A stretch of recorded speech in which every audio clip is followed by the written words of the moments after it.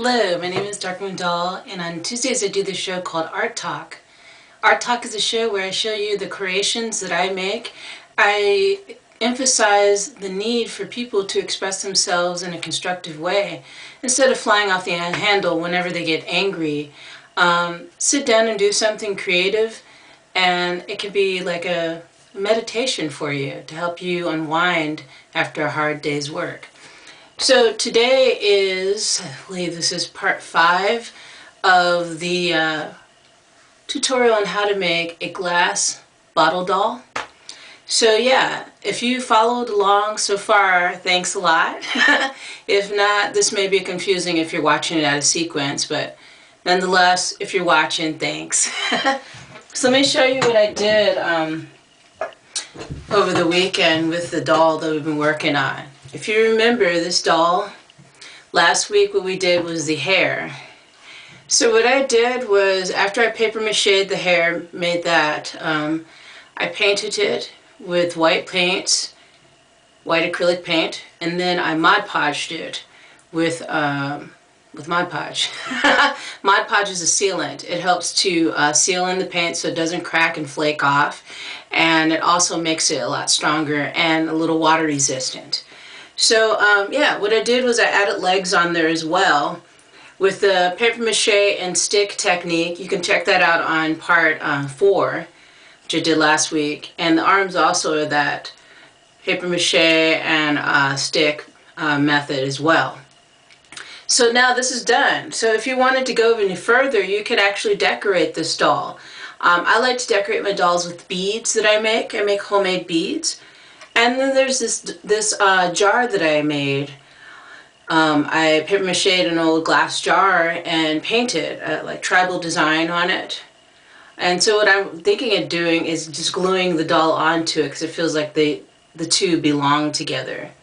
So I'll show you that next week if I decide to do it. But let me show you really quickly on how I make like a necklace or even like a belt or whatever for the doll. I like to get some stretchy string or stretchy cord, whatever you want to call it. You can get it at any craft store. You can even buy it online. So what I do is I measure the neck. I put the stretchy cord around the neck, if I can get this right. And I just kind of measure to see about how much stretchy cord I'm going to need. See, if you can see that good.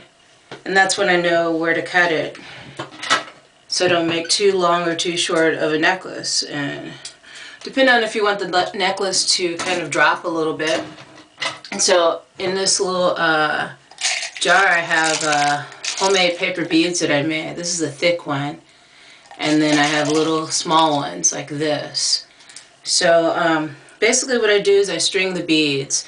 You can put any kind of beads you want on here. They don't have to be paper beads. But paper beads are affordable for me. And they're fun to make. You can put your own designs on it. See that? You just string the beads on there. And once you got the design you want, then you can just tie it around the doll's neck.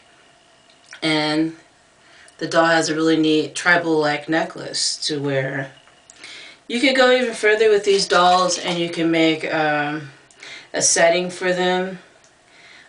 Like a little, you know, like, I guess you can, in order to create a story with the dolls, you can like build a house for them or whatever, as far as you want to go. There's some doll makers that go that far. I'm kind of going in that direction, wanting the dolls to have a story to them. So I'm getting these threaded on there. So yeah, and you can even use like polymer clay beads too. When I have more money, I want to invest in some money and get some crystal beads as well. I really am drawn towards lately obsidian and emerald. I'm really attracted to right now. So yeah, this is a little necklace, and then you put it around the neck of the doll. Let's see, we go here. Tie it on the back of her.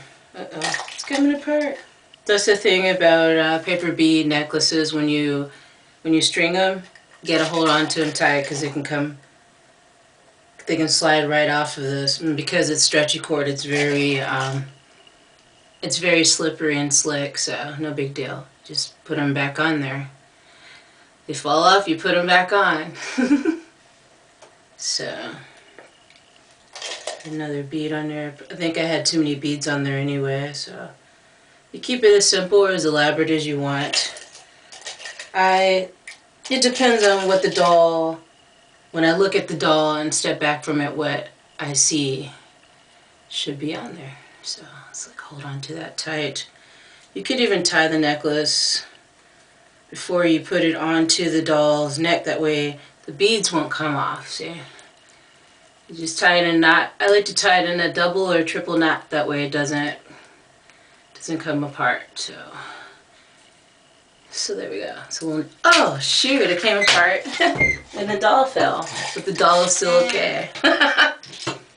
You know what I'll do is I'll show you an example of how it'll look with the regular necklace that's already done. I'm sorry. I'm having a hard time showing you how to string and make a necklace for the doll. It's not easy to do that and talk to you at the same time. So like basically you'll have a necklace on the doll, probably hangs, you can let it hang, and you just measure it the size of the neck, a little bit bigger, and then you put it on there. Sorry that wasn't turning out for me. It's hard to videotape that and do it at the same time. But yeah, you get the idea. You just make a little necklace that fits on them, or you can have a necklace that's already pre-made, which I have, and you just string it around it. You can also glue beads onto this doll as well if you want to. So yeah. Thank you for joining me today for the final stage of how to make a glass bottle art doll. It's a tribal doll. You can even paint like tribal symbols on there, like the Adinkra symbols I showed you guys. So yeah, that's how you make it. And if you have any questions, leave them in the comment section below. Thank you for subscribing to my channel. Thank you for the likes and shares, and thank you for your kind comments.